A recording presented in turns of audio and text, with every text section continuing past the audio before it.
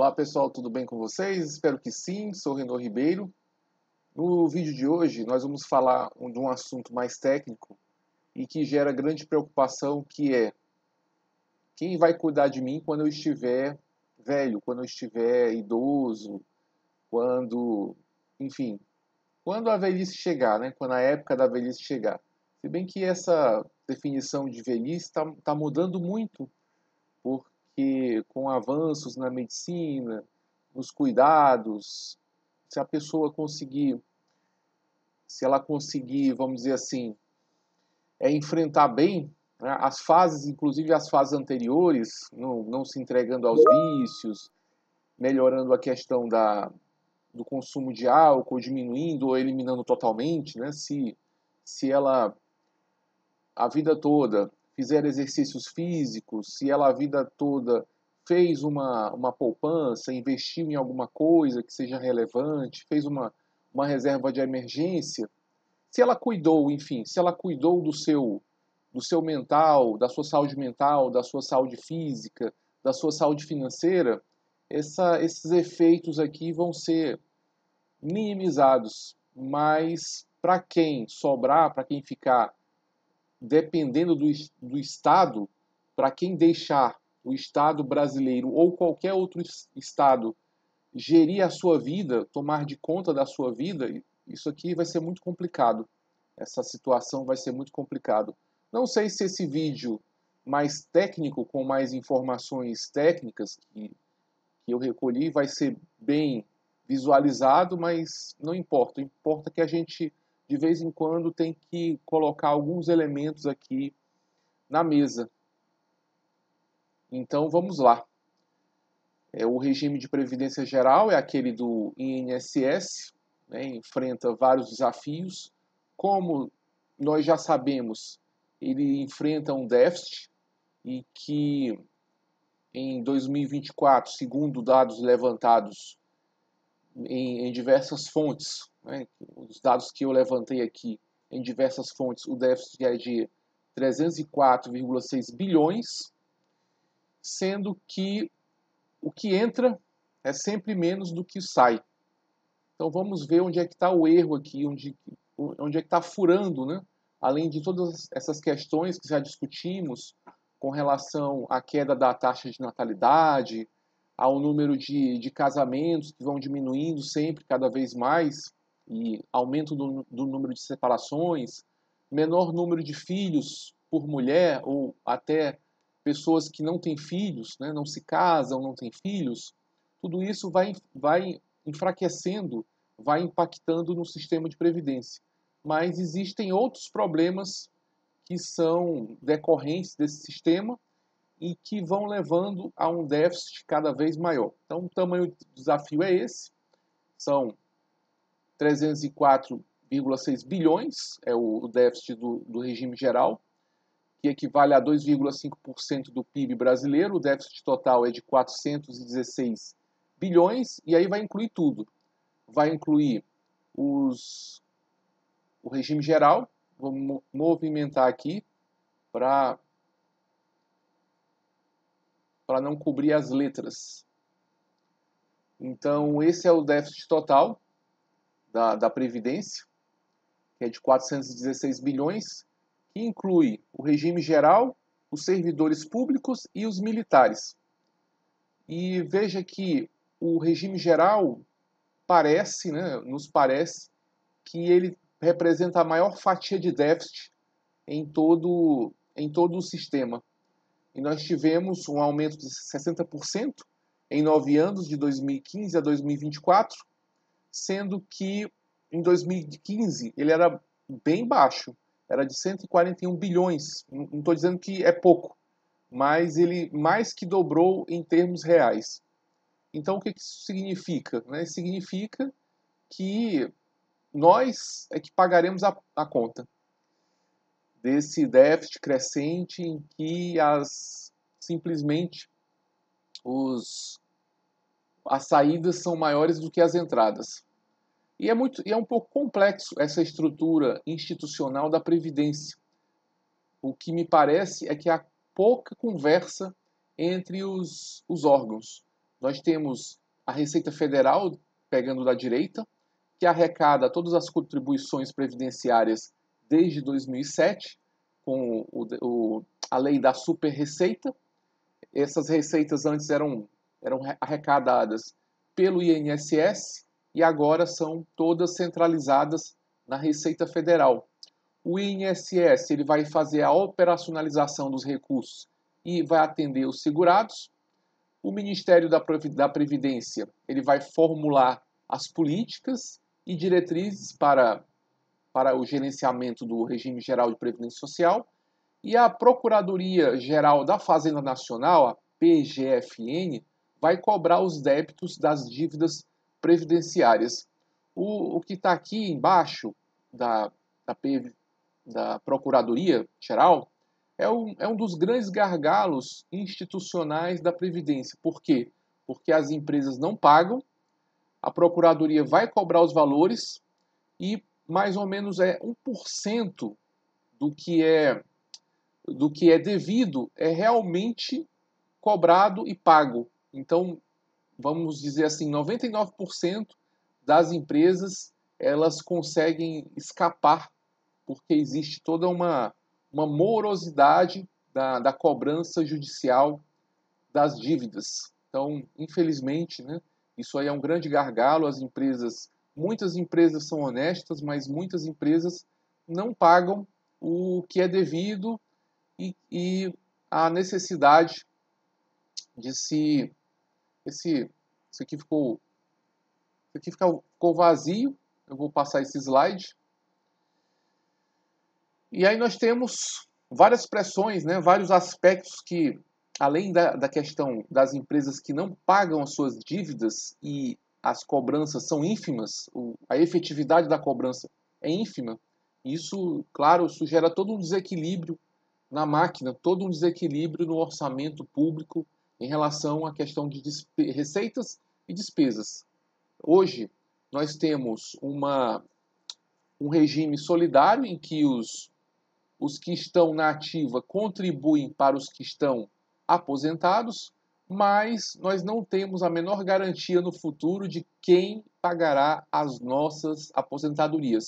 Nós, agora que estamos ainda ativos no mercado de trabalho, quem pagará as nossas aposentadorias, se estão nascendo menos filhos, se o próprio sistema ele tem falhas, ele tem problemas de governança, né, pelo pouco que a gente viu até aqui, e com menos pessoas contribuindo, com menos pessoas entrando no mercado de trabalho, já que o número de filhos por família diminuiu drasticamente, tem muitas pessoas que não vão casar e não vão ter filhos, então são menos pessoas entrando no sistema e muitas pessoas para sair.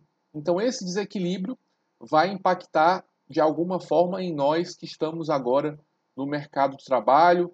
Não espere por uma aposentadoria digna, não espere por qualquer aposentadoria. Eu acho que você não deve ter essa expectativa como indivíduo, pessoalmente. Você deve se preparar, tentar fazer uma reserva, fazer algum tipo de investimento, alguma providência para que você possa ter uma dignidade na sua velhice, na sua idade mais avançada.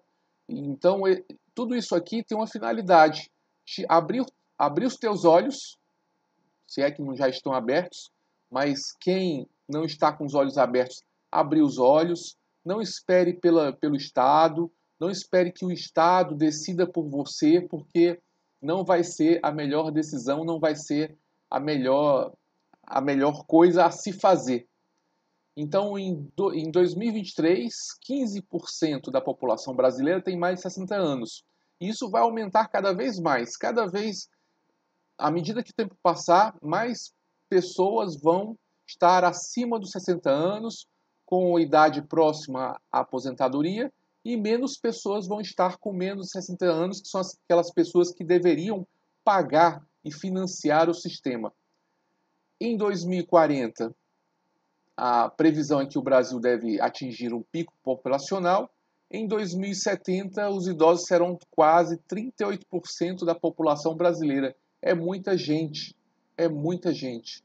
Então, o envelhecimento populacional ela vai naturalmente pressionar o sistema. Além das discrepâncias que existem no sistema, você também tem a questão da aposentadoria rural. Não estou dizendo que é errado o trabalhador rural se aposentar, mas você tem muito trabalhador rural que não contribui e quando chega na idade de 65 anos e tem uns requisitos lá, eu não vou me aprofundar no assunto, porque senão se a gente for entrar todas as nuances previdenciárias, a gente não termina o vídeo hoje.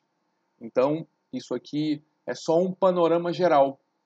As pessoas que estão na aposentadoria rural, elas não contribuem, elas se aposentam. Isso deveria não ser uma previdência, mas deveria ser um BPC, um benefício de prestação continuada. Eu acho que a questão está no lugar errado. Né? Essas pessoas merecem se aposentar e tem que ter uma dignidade. Isso aí eu não discuto isso, mas isso não deveria estar pesando dentro da Previdência Social, porque o princípio da Previdência é contribuiu e você contribuiu a vida toda e deveria se aposentar e receber o seu benefício.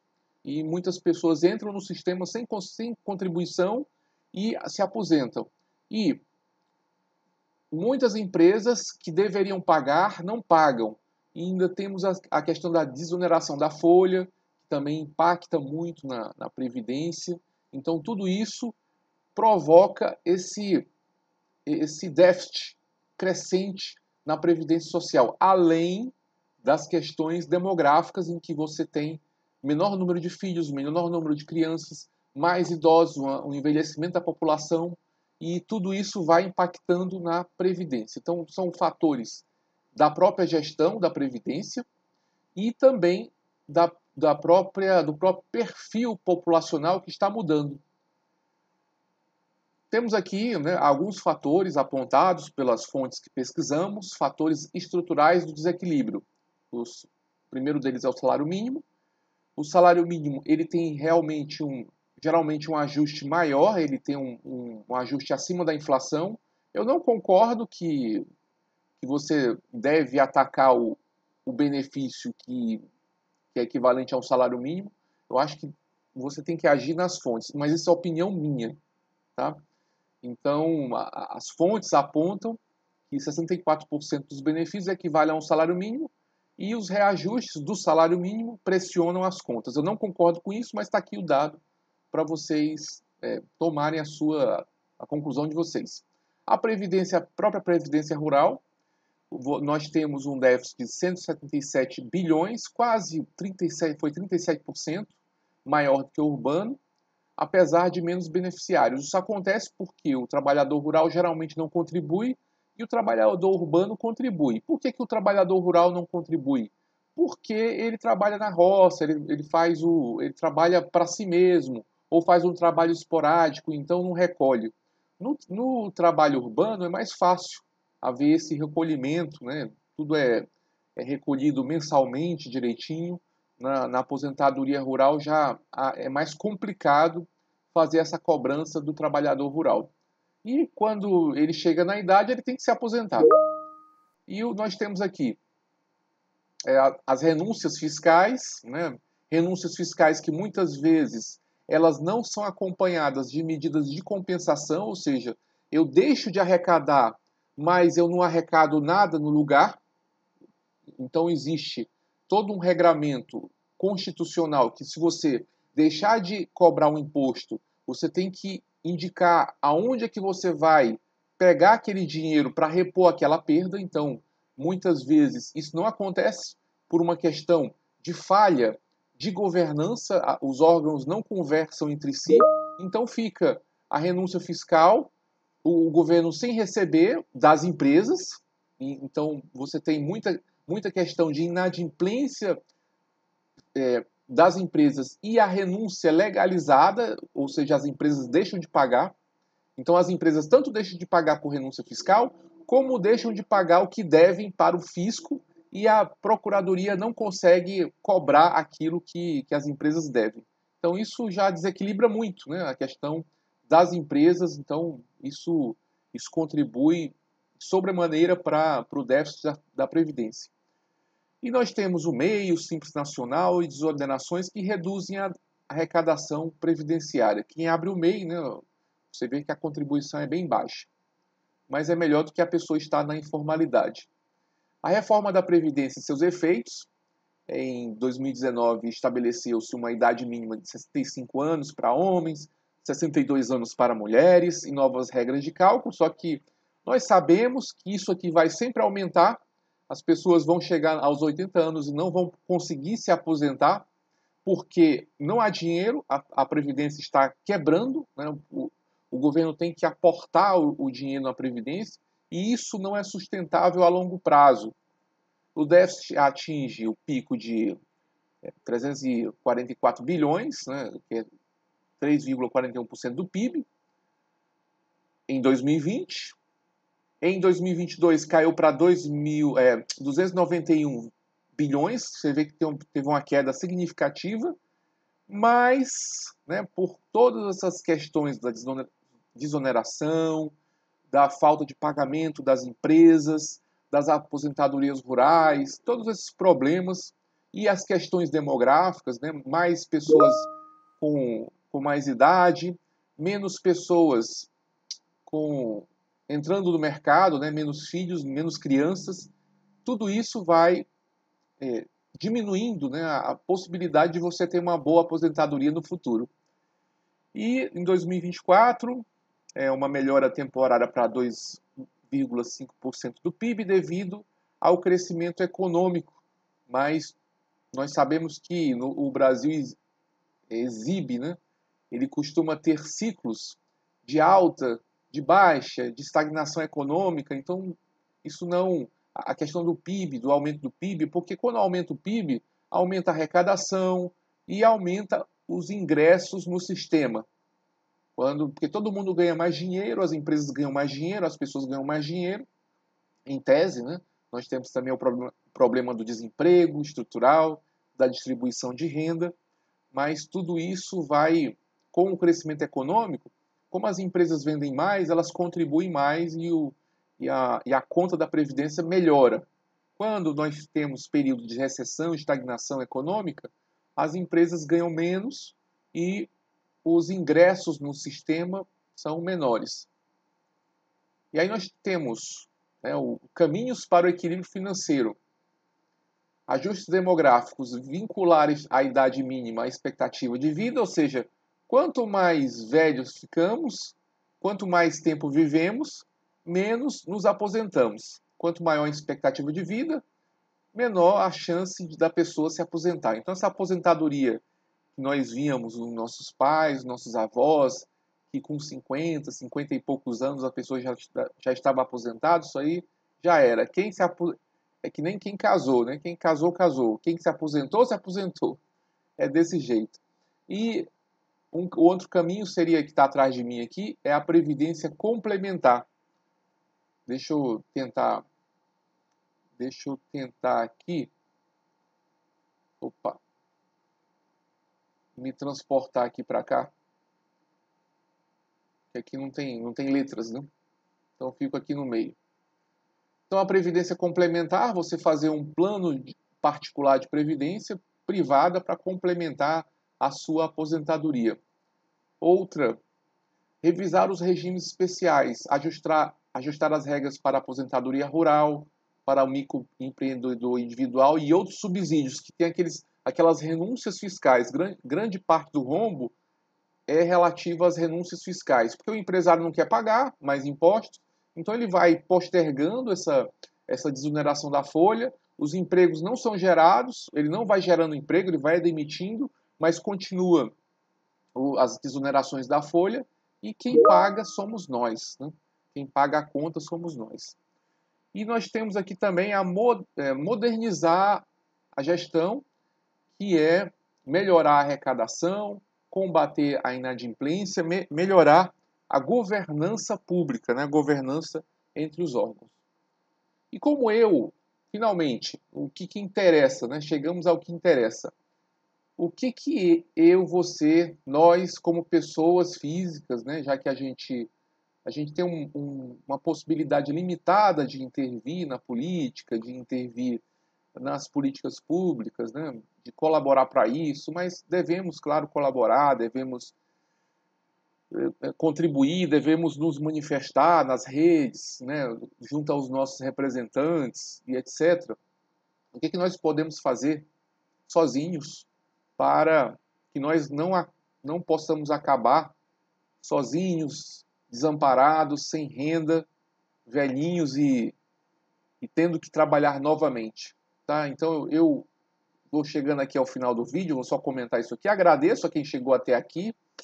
Eu parabenizo, né, pelo interesse em um assunto mais técnico, mas que afeta a todos nós. Né? Nos afetará, e nós temos que criar mecanismos de defesa, de possibilidades, meios para minimizar essa situação, já que a aposentadoria está cada vez mais distante e os valores dos benefícios tendem a ser cada vez menores. Então não confie na aposentadoria, não espere pela aposentadoria, não fale em aposentadoria. Se você está falando em aposentadoria é porque o seu emprego não está bom, isso é um sintoma de que você tem que tentar mudar de carreira. Né? Isso não acontece do dia para a noite, mas procure uma carreira melhor, em que você se sinta mais realizado, mais confortado, mais à vontade, para que você não fique todo tempo falando em aposentadoria, porque isso aqui eu acho que não vai chegar para a gente, não. Isso aqui já era, quem aposentou, aposentou. Quem casou, casou, quem aposentou, aposentou. Então é fundamental planejar a sua própria aposentadoria desde cedo, buscando alternativas como previdência complementar, investimentos, que garantam uma renda futura. Além disso, já que as pessoas estão cada vez mais sozinhas, não estão casando mais, não estão tendo filhos, é importante que você fortaleça os seus vínculos sociais, as suas amizades e crie para você, para seus entes queridos, uma rede de apoio, né, que facilite o bem-estar na terceira idade. Além disso, manter uma vida saudável, ativa seu cérebro, ativa suas emoções, né? Mantenha o seu cérebro vivo e contribui para a autonomia e qualidade de vida, prevenindo o isolamento, prevenindo doenças e promovendo o envelhecimento digno e eficaz. Então, nós temos duas alternativas. Se você não quer ficar velho, né? Existe uma outra alternativa, mas que ninguém quer, né? A gente quer viver e viver com qualidade. Então, o envelhecimento é o preço da vida. Participar de grupos comunitários, atividades sociais, então nunca se isolar, nunca ficar sem contatos. Procure sempre conversar com os vizinhos, ter uma rede de apoio, amigos, preservar alguns amigos de infância, né, aqueles que não são tóxicos. Participar de grupos comunitários e atividades sociais pode ampliar suas conexões e oferecer suporte emocional, reduzindo o risco de solidão. Planejar financeiramente, cuidar da sua saúde mental e física, cultivar relações significativas são passos-chave para garantir segurança e companhia ao longo da vida. É isso, gente. Um abraço. Obrigado por assistir até aqui. Eu acho que esse assunto é um assunto um pouco técnico, mas é importante. É importante sabermos para que nós não possamos fechar os olhos para a realidade que se coloca na nossa frente. Um abraço, até nosso próximo vídeo. Tchau, tchau.